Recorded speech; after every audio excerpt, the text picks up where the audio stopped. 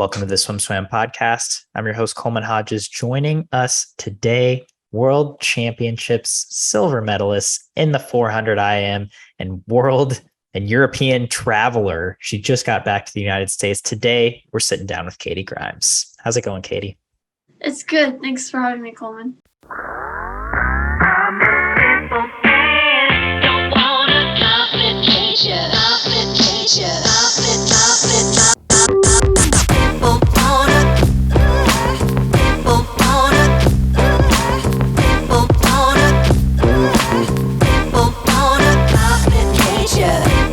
It's always great talking to you.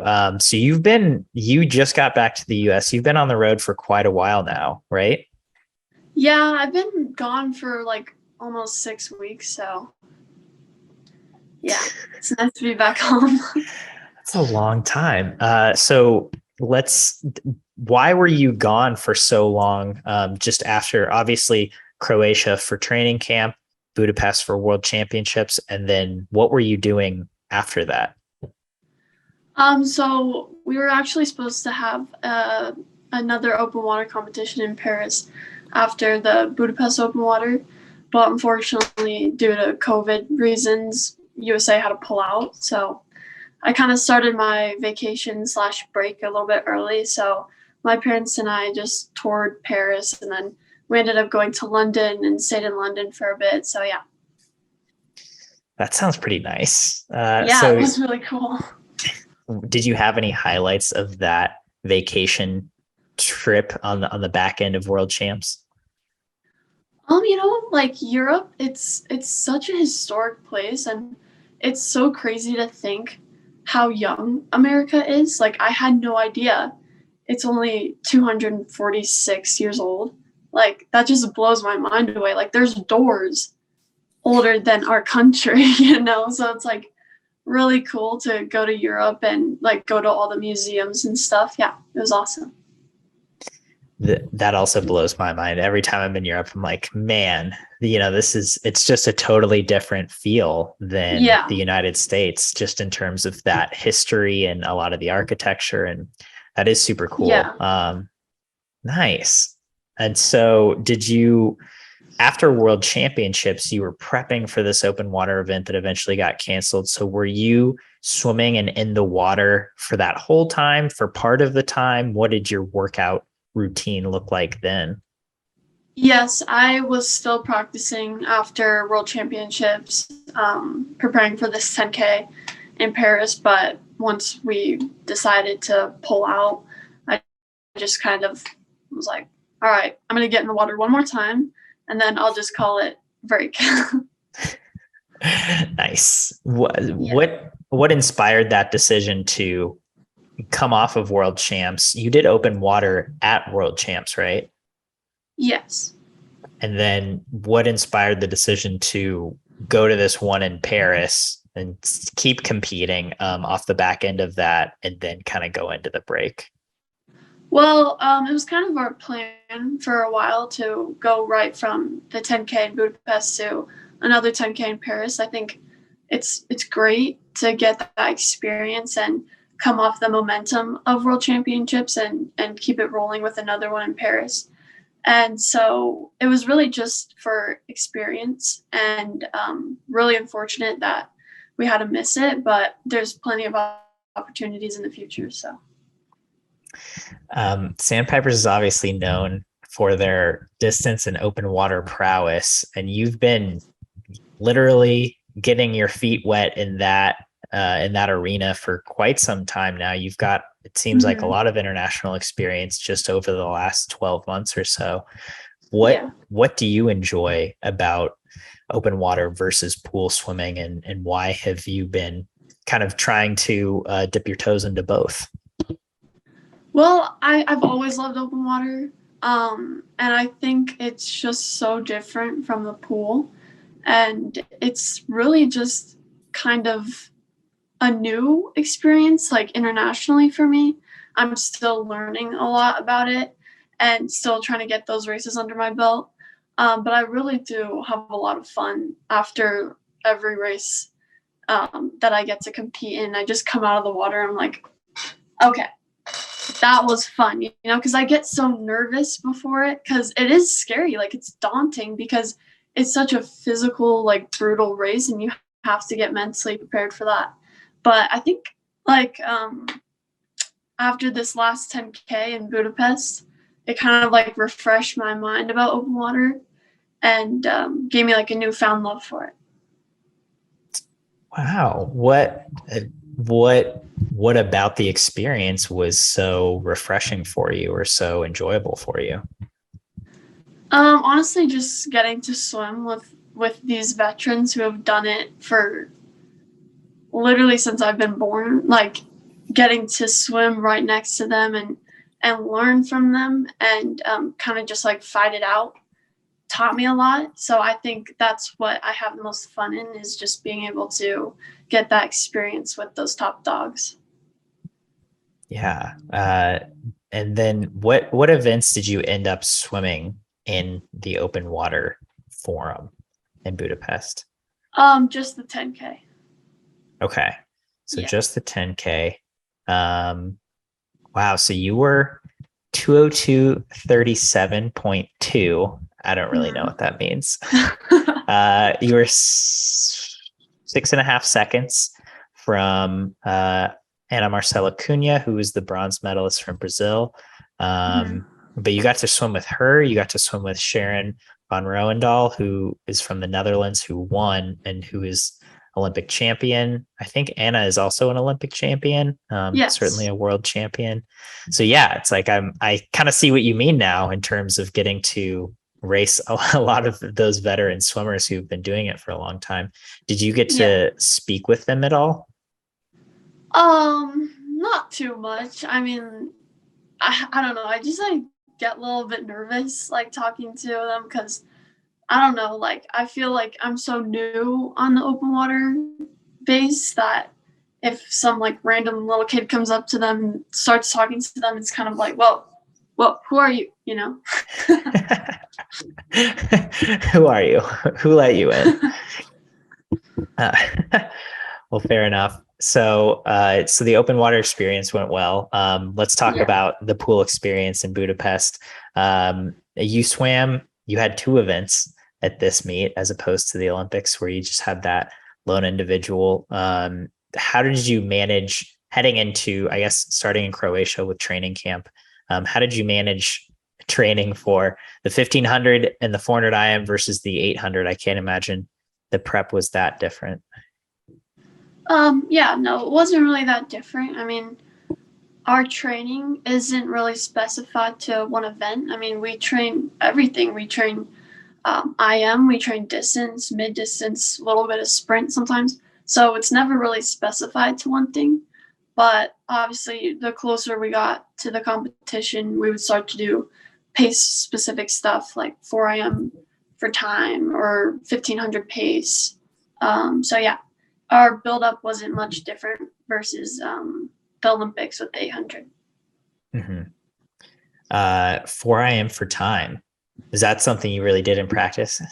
Yes. So in Croatia, it was actually a really fun practice. It happened to be that it was just me, Bella, and Claire at the pool that afternoon. Kind of similar to that 1500 practice in Hawaii. Yeah. So it was just a afternoon practice, and Coach Ron had me do a 4 AM for time and had Bella do a 400 free broken for time. And we started off at the same time. And the goal was to like not let the other one beat us. So it was like Bella was trying to catch up and beat me, and I was trying to not let Bella catch up and beat me. So it was a really fun practice. I think that we both threw down some pretty good times, and it's probably like some of our practice best. So yeah, it was a great practice.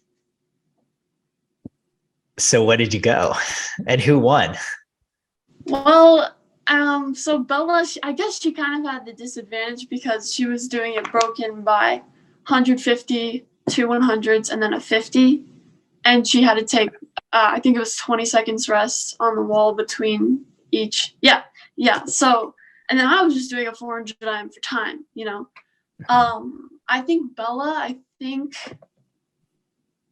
I think she went closer to like 402, maybe 402 is I think I'm not sure about that. I went at 448. Was that So I it? was pretty happy with that just because it was the fastest I've ever gone in practice, and we just had a fun time doing it. So Nice. That sounds like a fun set. I feel like, yeah, maybe 10 seconds would have been, or maybe like yeah. 12 seconds per rest. I don't know. Maybe somewhere between 10 and 15 would have made Yeah. it closer than 20, but Ron obviously knows what he's doing. That does sound really fun though. So what is, or I guess this time around in Croatia, obviously that was one practice, but what did your taper look like just in terms of, did practices change that much from when you were at home to when you went to Croatia to when you went to Budapest, especially granted that the 1500 was kind of on the first half of the meet and then the 4 IM was in the last day? Yeah. So since I was doing different events than Claire and Bella were doing, we all like closer to the competition kind of split off and did our own things. And our taper was like not, I wouldn't say we fully tapered just because we knew heading into it that this wasn't going to be a full taper meet. So yeah, I didn't change much from, our previous tapered meets, and how we didn't change much at all. Mm-hmm. By you're saying this wasn't going to be a full taper meet, meaning you had to be aerobically still in shape to swim the events you were swimming? Yes, and also the fact that, our main goal is Paris 2024. And so any little meet in between then is just kind of like a bonus. So I had a goal meeting earlier in the year, and my coach and I were talking about, if I qualify for Worlds, then, just know that we're not going to fully taper for this. And I was like, okay. He's like, so if you qualify, then don't expect to be like fully tapered. And I was like, all right, whatever, So wow. So that's a pretty long-term vision. And obviously it is a shortened Olympic cycle, especially now, there's only 2 years to Paris. Was what made that decision for you, or what felt right about that decision for you, coming in right after Tokyo and saying, I've got my eyes on 3 years from now? Yeah, I mean, Coach Ron is definitely a very statistical person, and he has our training blocks written out, and he knows how much yardage we need to do, and what meets we have to forego, and what practices are very valuable to us. So I think that was always part of the plan, just focusing on the Olympics. We only had 3 years, so we didn't want to, fully taper for a meet like right in between that gap. So I think that that's always been a part of our training plan, and yeah. Does it factor in that you will be right out of high school and that timing works out pretty perfectly to where you're going to finish your senior year and then hopefully make that Paris Olympic team, and then after that, I'm guessing maybe go to college or do something else, or maybe not. I don't know. Do you have a plan after that? Honestly, not at all. I'm still kind of in the midst of everything. Just trying to figure out what really I want to do and what will work best. Obviously, like, training is my first priority. So I'm just trying to figure out what's going to work best for me and for my coach. And yeah, so it's just a learning experience, and just trying to take this recruiting process slowly and not rush through everything. But yeah. So are you in the recruiting process now? Are you actively talking to colleges and college coaches? I'm starting to get in that process of like actually making calls. I know I've reached out to a few coaches and vice versa, So I'm just trying to schedule times to talk, and school is starting up again for me August 1st. So like my year's going to start picking up, and I'm just trying to like schedule everything and not like miss something or overlap things or get stressed out at all. So yeah, just trying to plan it all out. Sounds like a very meticulous process. So kudos for managing that one. So going back to swimming, I guess, or going back to this past summer, coming into trials, obviously you had, or we had discussed previously that you felt like at Olympic trials, the 400 IM was going to be one of your better events. So coming into Greensboro, coming into this year's World Trials, how are you feeling, having kind of already had that big meet experience, had that trials experience, and then coming in with a similar event lineup? I definitely did take my experience from Olympic trials and try and bring it into this team trials, but it did kind of start off the same for me. Like my 800 on that first day literally was not what I wanted at all. Just kind of like rocked my boat. Honestly, I didn't really want to see that. But having gone through that same thing at Olympic trials, I just remembered like, okay, it's just forget about it, learn from it, and move on, because I have a packed schedule ahead of me.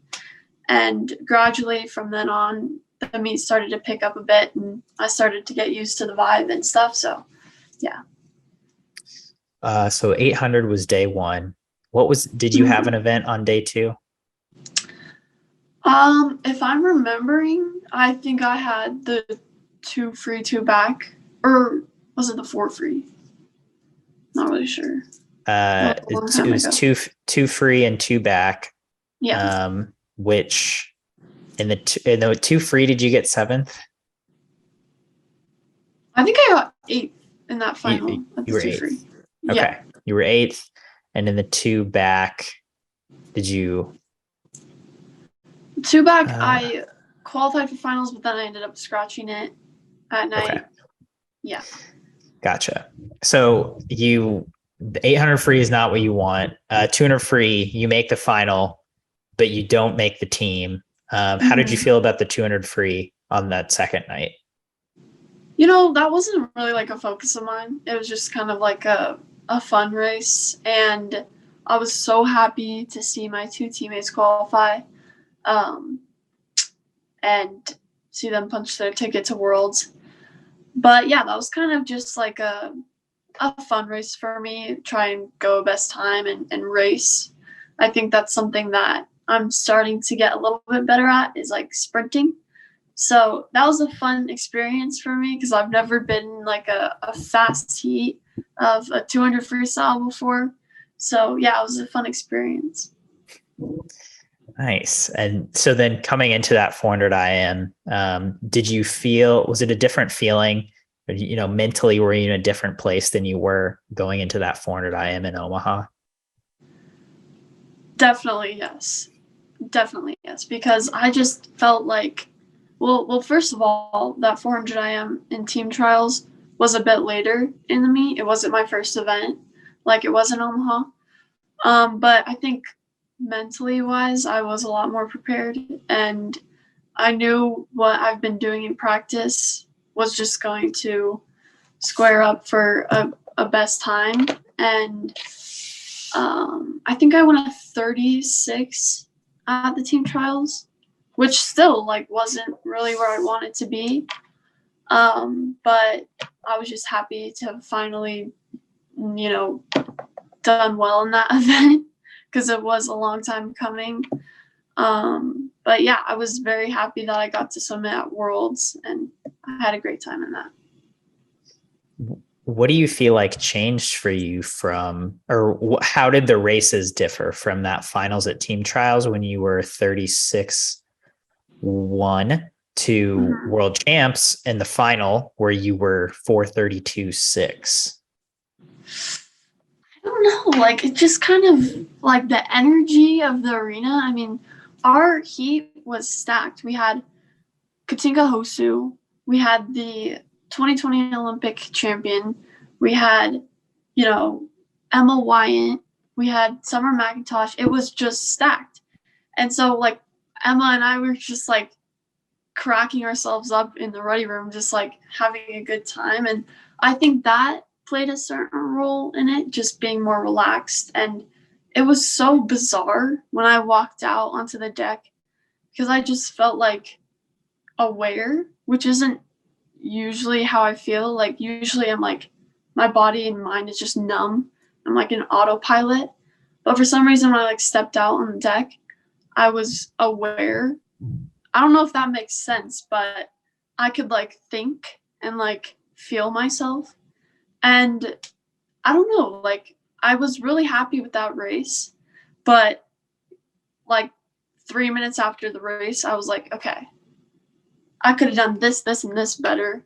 And I want to go faster than that time. So, yeah, it was a great race. And I had such a fun time racing. And it honestly turned out better than expected.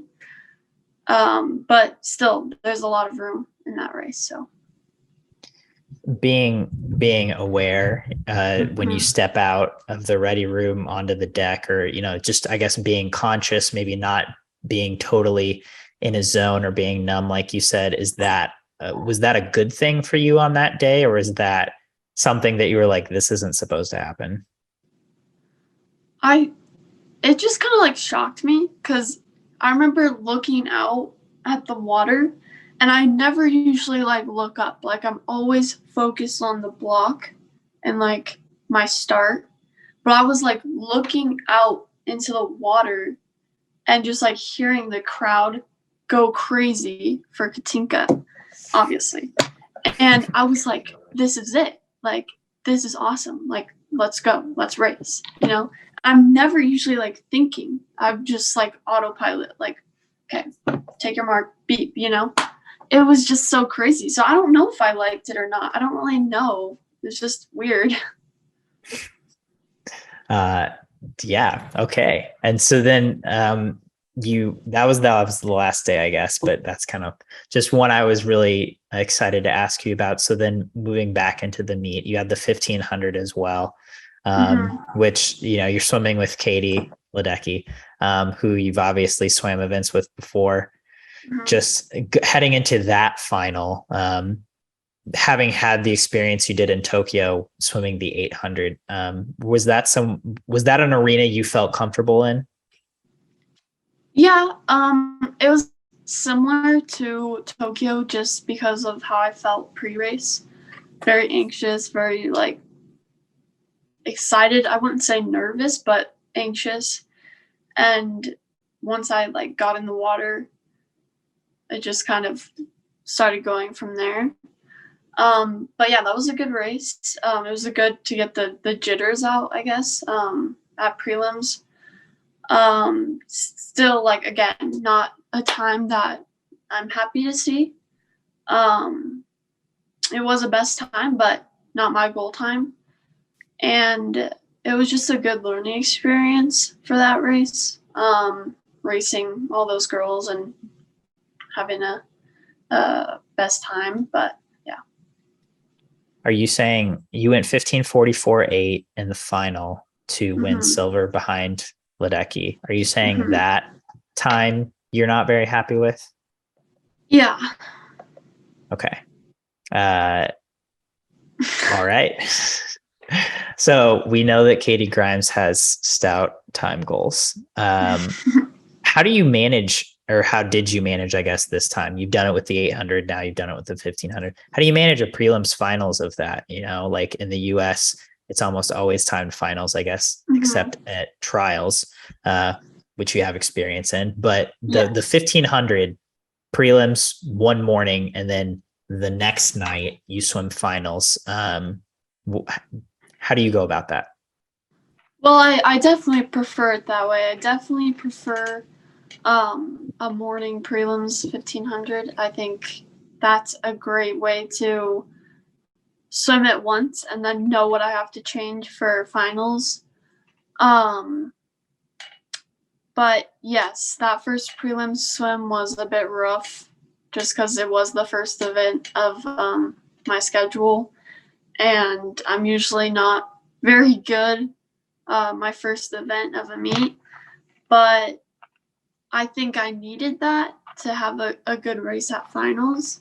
And I was just honestly relieved. Like all I wanted to do was just make it on the podium, because I felt like after getting 4th place in Tokyo that I just needed that to kind of like assure myself that I can do well on the international stage. And so, yeah, it was a lot of relief after that final swim. Yeah. And just with the 1500, particularly, let's say that final swim, do you have a race plan going in, or do you have a certain way you want to execute your 1500? Yeah. My coach, like I've said before, he's very statistical and he loves numbers. So we always go over like splits and stroke count and how he would like me to swim the race. And this isn't new stuff. Like it's kind of just I don't know, based off what we do in practice and what he knows I can do. So yeah, it's never like, okay, just go and swim a 1500. He always makes sure that we have a good, solid plan.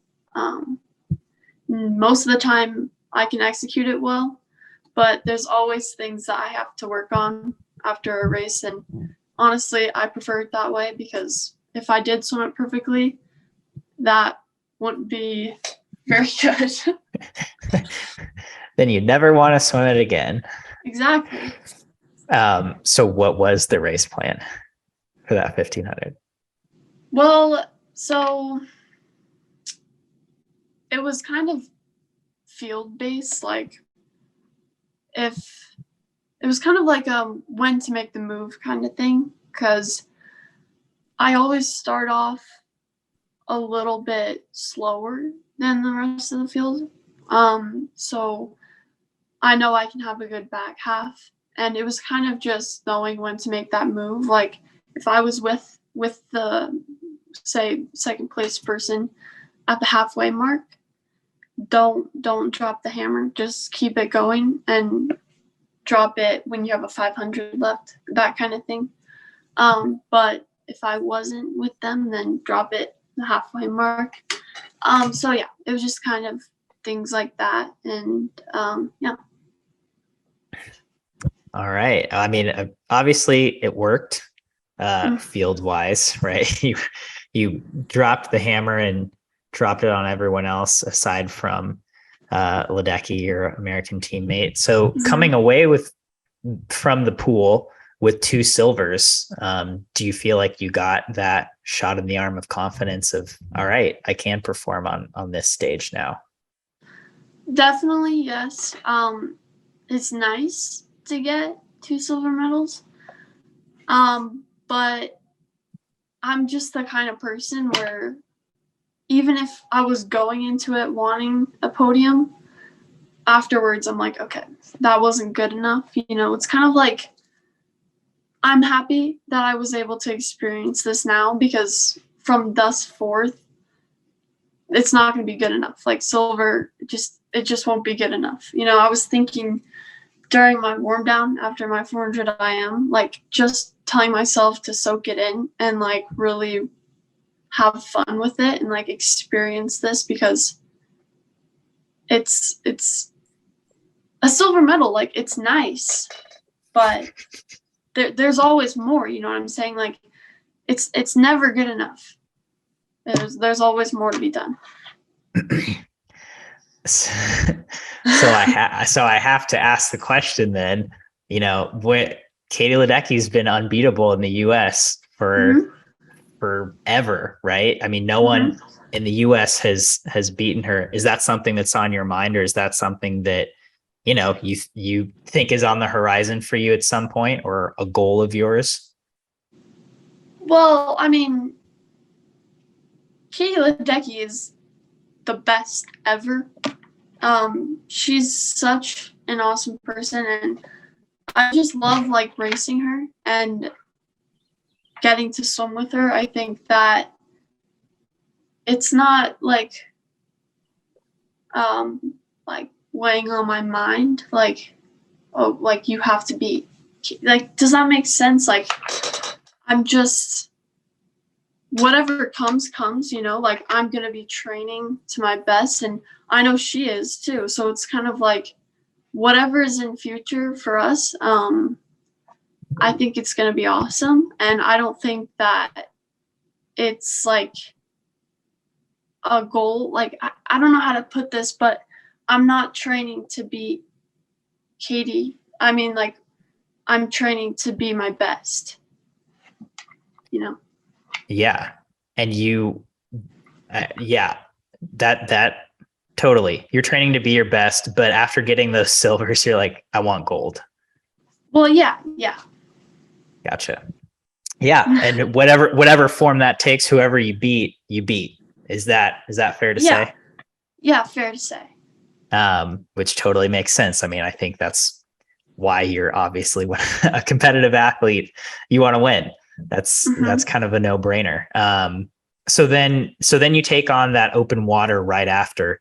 Does you're training in the pool when you have a focus on open water, does that change at all versus, training or swimming before the meet or during the meet, knowing you have a 1500 and a 400 IM to focus on? Training wise, it doesn't change much. I mean, like I said before, we're never really specified to one thing. But yeah, we do train a lot of distance, so that bodes well for me in the open water. But yeah, it was kind of difficult to think about my future races. Like when I had the 400 IM left, I couldn't think about the 10K just because, I was focusing on my 400 and what I had to do there. But I guess I just had to take it one race at a time and not get too stressed out about my schedule. So, yeah. So then, now are you on break after your 6-week European tour? Yeah, I have about 3 more days left of break, and then I'm going to start practice again. Very excited to get back in the water. I miss training, and I'm just excited for this new block.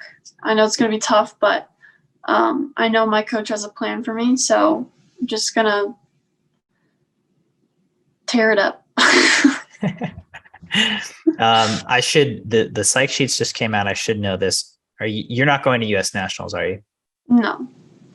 And you're not going to duel in the pool. Mm-mm. Was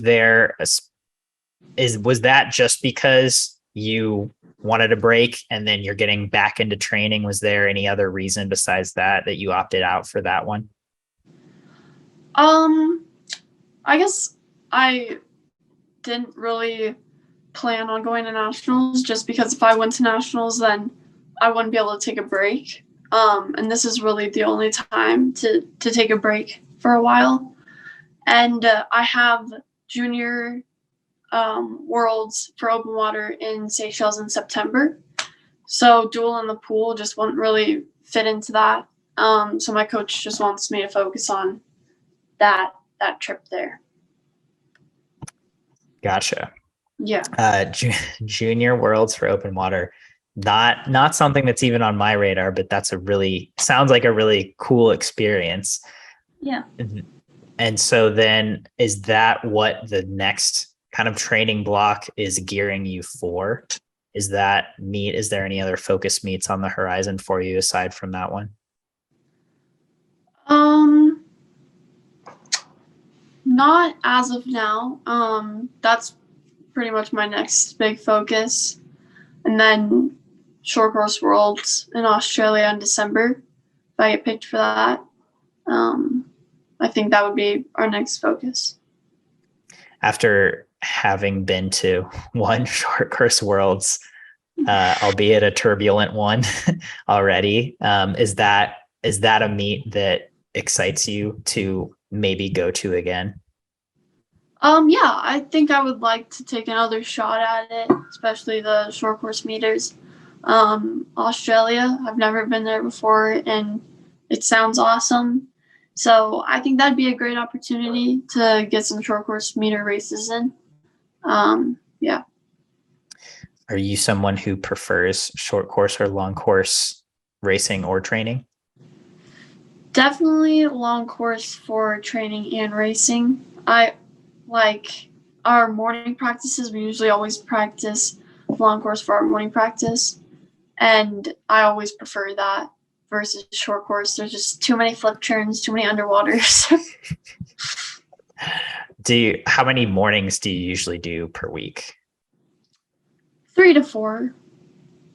Gotcha. Mm-hmm.